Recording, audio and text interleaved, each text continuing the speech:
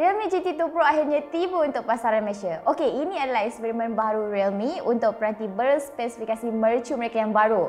Ia memfokuskan kepada beberapa aspek, misalnya kita ada skrin AMOLED dengan kadar segar semula 120Hz, kita juga ada chip pemproses baru daripada Qualcomm, kamera yang pelbagai guna, kemasan dengan nafas terbaru dan banyak lagi.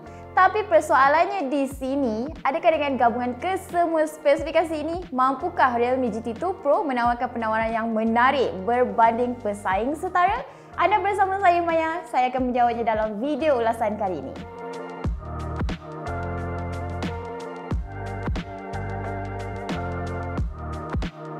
Okey, seperti biasa benda pertama yang kami akan sentuh adalah mengenai paparan dan juga kemasan. Okey, Realme GT2 Pro adalah telefon yang ringan, padat dan juga puas untuk dipegang. Kami katakan macam ni pasal kalau anda lihat ini adalah telefon yang nipis dan juga ia langsung tak membebankan poket anda. Mudah kata senang nak dibawa ke mana-mana, nak pegang lama pun tak ada masalah. Dekat sini juga ada beberapa pilihan warna yang boleh anda pilih dan salah satu daripadanya adalah kemasan berwarna putih seperti yang kami pegang sekarang. Kemudian apa yang unik lagi dekat telefon ni adalah tubuhnya. Bahagian belakang ni diperbuat daripada plastik polimer dengan kemasan seakan kertas. Bila tengah pegang tu, anda akan perasan dekat bahagian belakang ni adanya kemasan bertekstur yang halus. Dan sekali lagi, Realme bekerjasama dengan perekat industri terkenal Naoto Fukusawa dan anda akan nampak adanya tanda tangan perekat tersebut dekat bahagian belakang ni. Mungkin akan ada pihak yang berpendapat, rasa macam tak premium jika nak dibandingkan dengan beberapa pesaingnya yang menggunakan panel belakang sejenis kaca. Tapi pada kami, Realme masih melakukan satu kerja yang menarik dekat sini. Sebabnya, kemasan macam ni mampu memberikan cengkaman yang baik. Jadi, telefon tak senang tergelincir dari tangan. Boleh kata, ia juga tak senang calar. Sisi kanan ada butang kuasa, sisi kiri pula ada butang laras audio. Bahagian bawah pula ada port sambungan USB-C dan pembesar suara stereo. Adakah anda perasan apa benda yang tak ada dekat sini? Jawapannya BQ Audio 3.5mm. Jadi kalau anda jenis yang masih bergantung dengan phone telinga berwayar untuk mendengar muzik, kini sudah tiba masa untuk anda bertukar angin ke phone telinga nirwayar pula. Baiklah, sebelum kami teruskan pada paparan, izinkan kami untuk menyentuh sedikit mengenai pembesar suara stereo ini. Ada sistem audio Dolby Atmos tapi hanya boleh digunakan apabila disambung ke phone telinga atau phone kepala. Sebab ciri ini tak boleh digunakan pada speaker fizikal. Kalau nak cakap pasal prestasi audio pula, pada tetapan paling tinggi, bunyi yang dihasilkan lantang tapi agak rata. Audio juga seakan agak pecah pada tetapan tertinggi, tapi ia boleh jadi lebih baik apabila anda menggunakan aksesori audio luar. Okey, disebabkan ini adalah peranti berspesifikasi mercu, sudah semestinya anda boleh mengharapkan sesuatu yang baik daripada telefon ni. Misalnya dekat sini kita ada skrin AMOLED 67 inci, dengan resolusi QHD+ dan 120Hz. Jadi, kalau anda tengok dekat sini, paparannya nampak terang dan tajam, penghasilan semula warnanya juga menyerlah. Jadi, pengalaman tontonan yang menarik, terutamanya kandungan video tu akan dapat dinikmati pada paparan telefon ini. Fungsi kadar segar semula yang digunakan juga adalah baik. Seterusnya, kepuasan ini ditambah lagi dengan adanya skrin rata dan saiz bezel yang seimbang pada kesemua sisi. Ini bagi membolehkan anda mendapatkan lebih banyak ruang untuk skrin, terutama apabila anda menggunakannya untuk menonton video. Lubang kamera yang diletakkan pada bucu kiri pula mungkin sedikit mencacatkan sesi menonton video. Nak pula dalam mode skrin penuh. Tapi ini bukanlah satu isu yang besar buat masa sekarang sebab kami pasti ramai saja pengguna di luar sana yang sudah biasa dengannya. Realme GT2 Pro menggunakan chip Snapdragon 8 Gen 1. Okey, ini adalah chip paling terkini daripada Qualcomm setakat ni.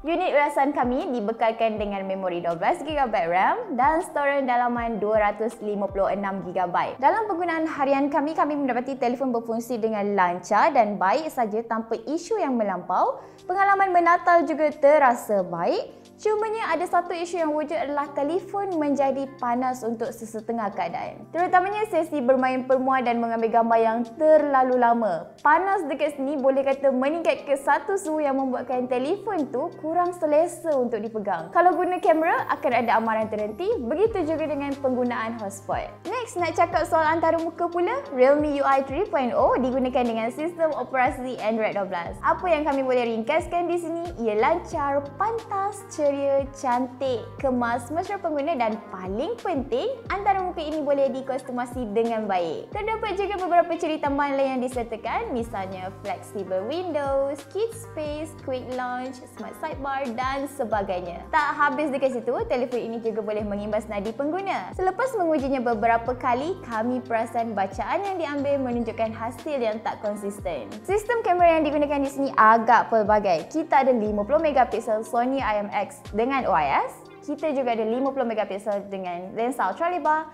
dan 3 megapiksel untuk lensa mikroskop. Okey, penggunaan lensa mikroskop di sini mengingatkan kami kepada Oppo Find X3 Pro yang dilancarkan sebelum ini. Tak ketinggalan, telefon ini juga lengkap dengan mode Fish Eye terbina. Adakah ia gimmick? Jawapan kami ya, tapi seronok kalau nak digunakan. Dekat sini juga ada lagi beberapa mode untuk senario yang pelbagai. Misalnya kita ada straight, kita juga ada stereo mode, 3D photo, dual view video dan banyak lagi. Kebolehan video plus hingga 8K 24 frame per second. Ada juga kebolehan melaras kesan bokeh pada fungsi video ini, tapi ia terhad pada rakaman hingga 1080p 30 frame per second sahaja. Okey, dekat sini kami melihat kamera mampu memberi hasil yang baik. Sebagai contoh, gambar yang diambil pada siang hari nampak memuaskan.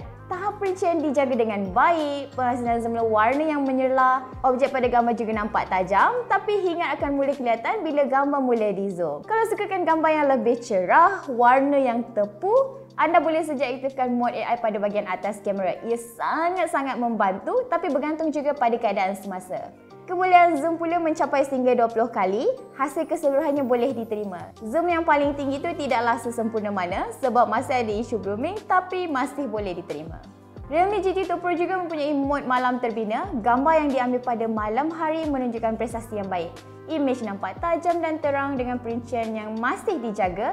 Hingar tu juga masih ada tapi tak nampak dengan ketara. Mode mikroskop yang disertakan juga menarik, tapi kami pasti tak ramai di luar sana yang akan menggunakan lensa ini dalam penggunaan harian. Akhir sekali, bateri 5000 mAh adalah besar di sini. Penggunaan pula bergantung pada masing-masing. Misalnya, telefon mampu bertahan dengan SOT sekitar 7 jam dalam penggunaan sederhana dan skrin yang standard.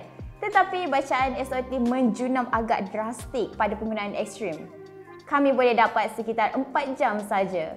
Untuk yang satu ni, skrin adalah 120Hz. Sebagai kesimpulan, tak dinafikan di sini, Realme GT2 Pro adalah sebuah peranti dengan gabungan yang baik. Kita ada kemasan unik yang selesa di tangan, kita juga ada skrin AMOLED 120Hz yang cantik, kita juga ada kamera yang pelbagai untuk tangkapan gambar yang baik, kita juga ada perkakasan dan juga perisian yang baik. Boleh kata tak ada kata-kata negatif yang melampau mengenai telefon ini untuk penggunaan aktiviti harian. Cumanya masalah dekat sini adalah isu panas yang melampau ketika sesi permuah dan juga mengambil gambar yang lama. Ini menimbulkan rasa yang tidak selesa pada kami.